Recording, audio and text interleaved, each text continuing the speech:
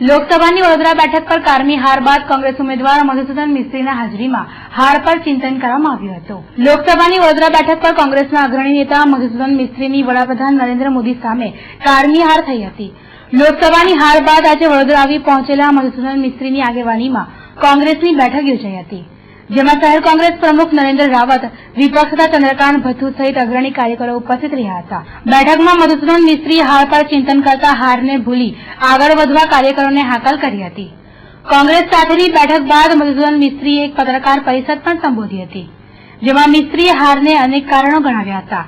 મિસ્ત્રીએ મોદી સરકારને મોંઘવારી મુદ્દે ભીસવાનો પ્રયત્ન પણ કર્યો હતો। મિસ્ત્રીએ મોદી સરકાર ઉદ્યોગપતિઓને ફાયદો કરાવવા અનેક યોજનાઓ લાવશે તેવો પણ દાવો કર્યો હતો। સ્વીકારીએ છીએ, અમે ઉભા થઈશું ફરી અને લોકો પાસે જઈશું, અમારી વાત ફરી રજૂ કરીશું, સરકારની ખામીઓ અમે બતાવીશું। જે લોકો મોંઘવારી ઘટાડવાની વાત કરતા હતા એમ તો આવતા 50 પૈસા વધાર્યા ડીઝલ પ્રાઇસના।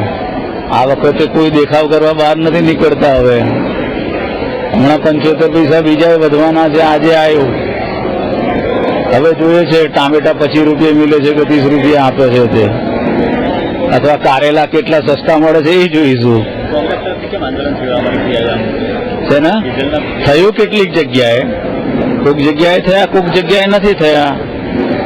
કોંગ્રેસે હમણાં એમને કહ્યું છે કે ભાઈ અમે તમને હમણાં સવાલ નહીં પૂછીએ કે તમે ડીઝલના ભાવ કેમ વધારો છો, અમે તમને એમ નહીં કહીએ કે ભાઈ આ બટાકાના ભાવ કેમ વધ્યા છે અને ટામેટાના ભાવ કેમ વધ્યા છે। તેની અંદર થોડો સમય જવા દઈએ, જોઈએ છે ત્યાં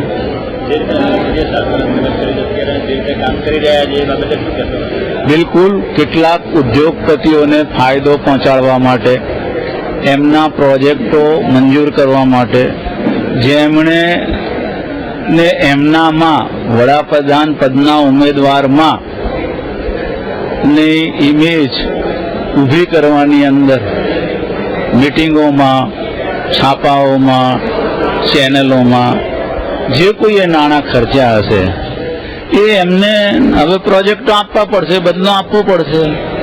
એટલે એ બધી કામ કરવાની અત્યારની જે દિશા છે એ તરફ છે કે એમના પાવર પ્લાન્ટ કે એમના પ્રોજેક્ટો કે એમના માઇનિંગ પ્રોજેક્ટો, એમને જમીનો એ કઈ રીતે મળે, કેટલી ઝડપથી મળે એ તરફની છે। કોને જવાબદાર માનીએ? અમે અમારી જાતને જવાબદાર માનીએ છીએ। ઘણા બધા કારણો છે, હવે કઈ અત્યારે બધા કારણોની ચર્ચા કરવાની હોય નહીં, અમે અમારી રીતે કરીશું।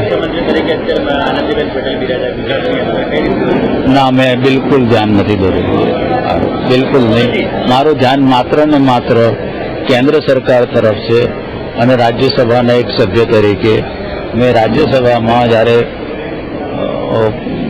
રાષ્ટ્રપતિનું જે ભાષણ થયું એ રાષ્ટ્રપતિના ભાષણમાં ની ઉણપો એના ઉપર જ્યારે બોલવાનું થયું ત્યારે મેં ધ્યાન દોર્યું હતું।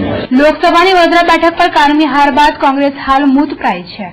મિસ્ત્રીએ કોંગ્રેસને ઉભા થઈ ફરી કામે લાગવાની હાકલ કરી છે, પરંતુ કોંગ્રેસમાં મિસ્ત્રીની અપીલની કેટલી અસર થાય છે તે જોવા મળશે। ઉલ્લેખનીય છે કે આવનાર 6 માસમાં જ વડોદરા લોકસભાની બેઠક પર પેટા ચૂંટણી યોજાનાર છે, એટલે ફરી એકવાર કોંગ્રેસની તાકાતના પારખા થવાના જ છે।